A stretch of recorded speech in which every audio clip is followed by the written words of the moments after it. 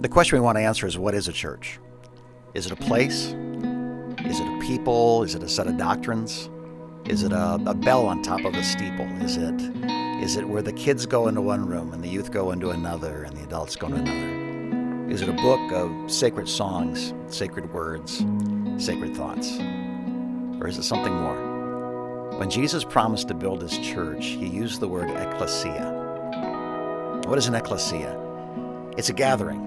It's people who were once scattered, divided, multiplied in ways that were fruitless, that came together in one place at one time for a cause. Not a cause made by somebody from a stage, but the cause that emerged as people discovered who they were, what they were saved from became what they were saved for. And in doing so, they began to join together. Freedom Center Church is not a place. It's not a steeple. It's not a time. It's not a tradition. It's a movement. It's something God is doing in many places, through many people, in various times. We invite you to enjoy the vision for 2023 of Freedom Center Church, the ecclesia of God.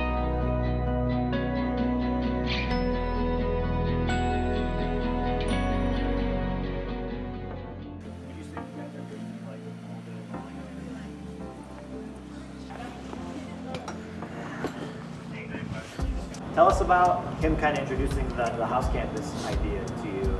Yeah, so we became partners a couple of months before the house campus started, so I kind of knew about it in its infancy, I guess, and I grew up in the church with my family growing up and been out of it for a little while. Thought I'd start coming to the house campus, give it another shot, and it's been great ever since for me and my family. It's more of a family feel, honestly. It's like kind of going over to your friend's house to hang out. Just bring your family along with you and we all have a great time, great food. A lot of people that go to the Grand Blanc campus, we all are in EMS or police or fire, or some sort of first responder job. So we're all pretty like-minded. So it's just nice to be around people that deal with the same things you deal with on a daily basis. The things we see, people really aren't meant to see on a daily basis, so it's super important to have a support group that understands, what you're going through, what you see. They've seen it all before too. So it's good to know people that can get you through those things.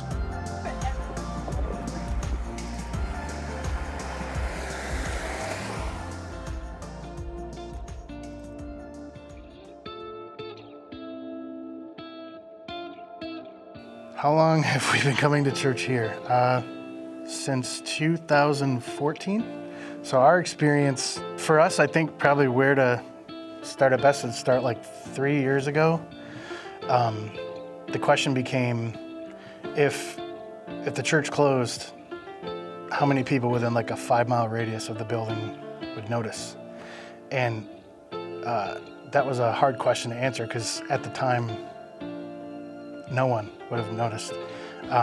So we started moving towards outreach with the community and making connections, and the idea was, let's find one family in the community and just bless them this holiday season. We're all just gonna kind of adopt that family, and then at least the number would be like one, I ended up going out to coffee with Jason.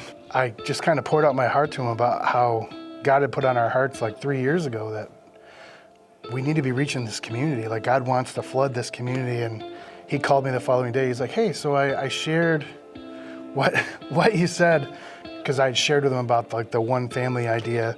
And instead of doing one, how about we do 10? And it was like, there's just this kind of moment of finally. I'm excited about reaching the community. That's something we've always loved about the Freedom Center was their love for the people and for the community, and I'm excited to be in this community and to be able to reach them. We've been coming to the Linden campus since Freedom Center opened the Linden campus. That was our first week here. We wanted to come here partially because of proximity. We live just a few miles up the road. When you come on a Sunday morning, it really does just feel like family. there's somebody at the door to greet you right away with a smile and with a "how was your week?" Even if they're not familiar with who you are, it doesn't make them any less interested in how you're doing. I'm excited to see how the Linden campus reaches the surrounding communities. I'm excited to see the Linden campus kind of establish its identity and who we are as a church. And it's brand new and growing, and there's kind of this unique feeling with where this campus has come from and the partnership that the Freedom Center has brought, and just really seeing those roots take place in the community and how that develops further. So Greg, here we are in the Pontotoc area. So we just finished 2022. We're looking at 2023, and I'm curious, like of all the things you've done so far at the Pontotoc campus, what's the one thing, for any reason at all, that stands out? Like this is why we're doing what we're doing. We have loved our outreaches, the outreach events we've been doing, whether it been in communities or just taking donuts to businesses, things like that. That's just been an awesome experience. We want to keep on doing that and doing more of that. Yeah. Well, I think one of the things that we're commanded to do, right, is love God, love people, love to serve. And your campus, people say, well, what does a family room campus do? It's like the same thing a whole huge campus does, or a small one, or a single family room, right? And the goal is the same. We're here to love God. We're loving people, and we're loving to serve our community, Right. So you started your home campus about 8 months ago. Correct. Right? So you've been reaching your community, been loving on people, been praying, been asking a lot of questions. So Sunday morning, you're used to going to a church building. Now you're at home inviting people to the campus that's in your home. And I know that takes time, that takes traction, right? Right. So as you're reaching out, what is the one outreach you feel has been like the best, and why? Why was that one outreach the best for you? Probably, honestly, just we took some food to the sheriff's department, the local sheriff's department, and from that we had a little contact with another lady that was homeless, and we got the opportunity to help her out, and that was really exciting and fired us up for more of that. And I think the thing you say, like, it's a handful of people in a family room. Is that really a church? I think if you asked the lady that got the help, who helped her, she'd say the church. Right. Pastor Greg, Pastor Shay, you know what I mean? They showed up and they helped me where I was. I think sometimes when we think church, we think building with steeple on it, not people with Jesus in them. Right. And I think we'll reach more probably that never graces our front door. Yeah. And we'll never know about it. So that's where we're at now, and kind of seeing how that goes. So now we're looking at 2023, right? Tell us a little bit what the strategy, the plan, the goal, the dream is for 2023.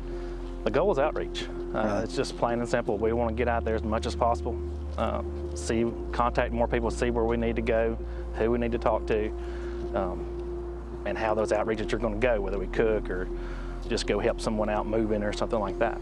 That's awesome. So what would you say, last question, there's people watching this, there's thousands, right? They'll see it here, they'll listen on the radio, and they're thinking about doing what you've done. They're thinking about starting a home campus. What advice do you give them about that idea? Do it, but be prepared to be frustrated, but don't let that affect your faith in you. Just say yes, do it. Our main goal was to see people here feel the love they feel at the Freedom Center. Right on. That was our experience when we first entered the door, the love, and a lady hugging us. You don't see that a lot in this area, and if we can just get people to feel that, I think we've accomplished something. The thing about Freedom Center that we fell in love with is just the love shown when we first walked in the door. We walked in the door, we instantly saw people talking to us, hugging us, and just the connection we got there was just awesome. And we want everyone down here to experience that kind of love and that kind of attention. The house campus kind of started, we originally were approached from our other church to do it, and we just did not feel called to do it. And the next thing we know, we get an email from Pastor Carl, and it's like, hey, what do y'all think about a house church? And the third time, it's like, okay, we need to pray about this. Like, this is something that we need to say, okay, is this really something God is calling us to?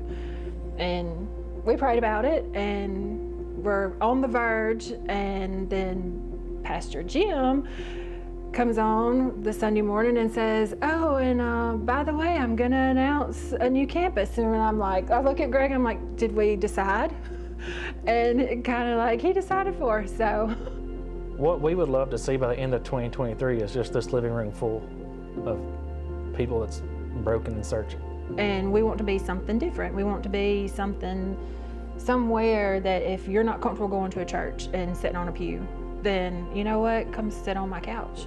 And if you're not comfortable doing that, hey, we'll go out in the yard. We'll put the TV out there, you know, just whatever we need to do to make you feel comfortable. So like, I just want to reach the people that are searching, that are longing for a place to belong, and they don't feel like they belong in a regular church. And the great thing about doing the house campus is it's not restricted to this house. We'll meet you wherever you need us to meet you. If you want to meet at your house, we'll meet at your house. If you want to meet down at the store, we'll meet you at the store. We just want to meet you. We want to get you to understand and see that Christ loves you. That's our main goal.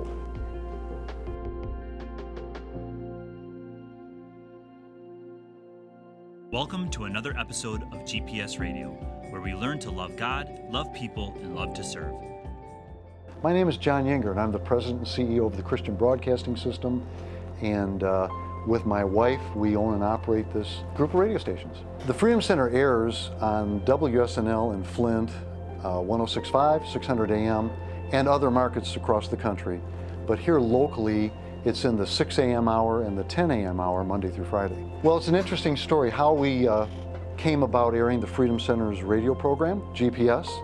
And from experience, I knew that churches can do very well with radio broadcasts. They can serve a community or communities and develop a following. And generally speaking, it can be another source of donations and contributions. So I actually got a CD of the program, of the service, and put it in the car and pretended it was a radio program. And I said to my wife, Vicki, I said, what do you think? This sounds like a radio program. So at that point, I thought, this is really going to fly. This is going to be good radio. So I just offered it to Pastor Jim. I said, what do you think? And gladly, to my delight, he accepted. So that's really how it got started, and it's been on the air for, 8-9 years. So our outreach with GPS is in the Lexington, Kentucky market, Cincinnati, Ohio, Albany, New York, Lansing, Michigan, and then of course this area, Flint, Saginaw, Bay City, Midland, this area of Michigan.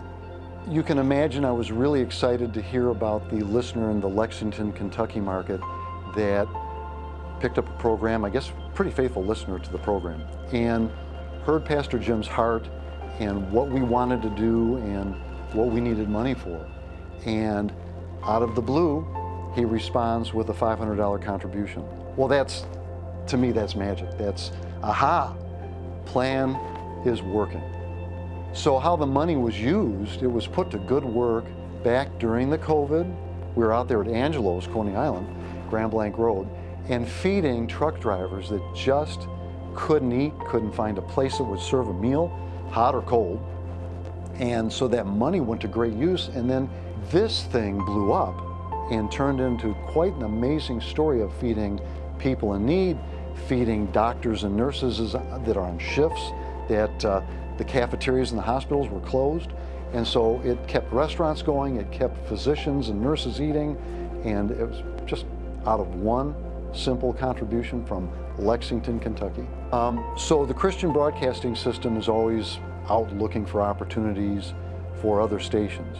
So naturally, if we were to grow, the broadcast would grow with the company.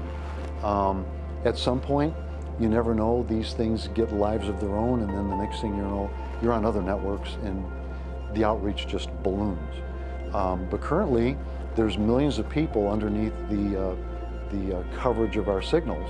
And so there's an opportunity to share the gospel with a lot of people that have never heard it or have walked away from it and need to come back. When people know who they are and they know what God has done, everything is possible and nothing is impossible. God is bringing us together to spread not only the gospel of Jesus Christ, but to expand the boundaries of the ecclesia, the church, the kingdom of God. We commit ourselves, as our founders did. We commit ourselves as those who established this movement over 100 years ago. We commit ourselves to the winning of the lost at any cost that doesn't cost us our beliefs.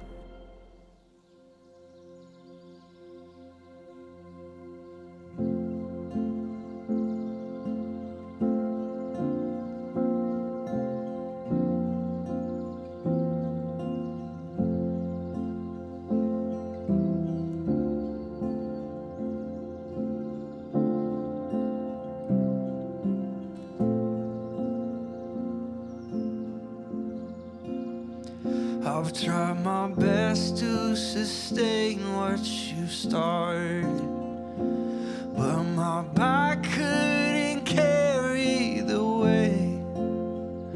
So I'm tracing my steps to the moment I lost my way.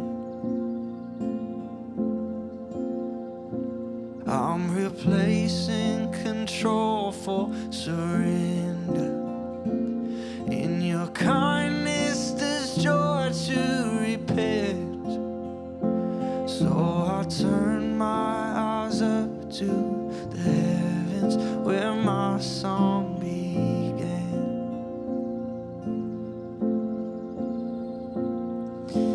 Through every season, you've been my strength, and with all my heart, I'll trust you, Lord. You have been faithful, and you've been my song, and with all my heart, I'll praise you, Lord.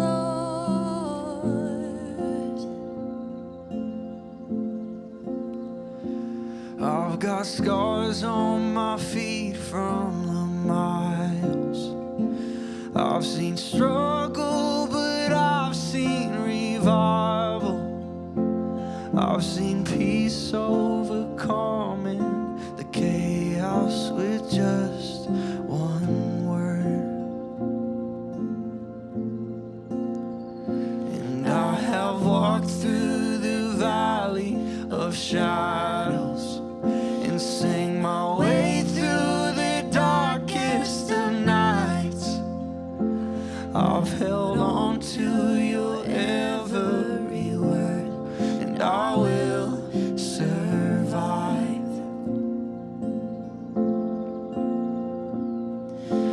Through every season, you've been my strength, and with all my heart, I'll trust you, Lord. You have been faithful, and you've been my song, and with all my heart, I'll praise you, Lord. With all my heart, I'll praise you, Lord.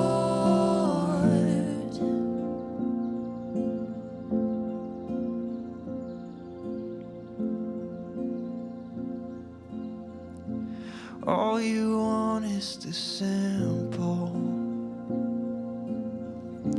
All you want is an honest song of praise. All you want is communion. So I'm done overcomplicating things. All you want is the simple. All you want is an honest song of praise. All you want is communion. So I'm done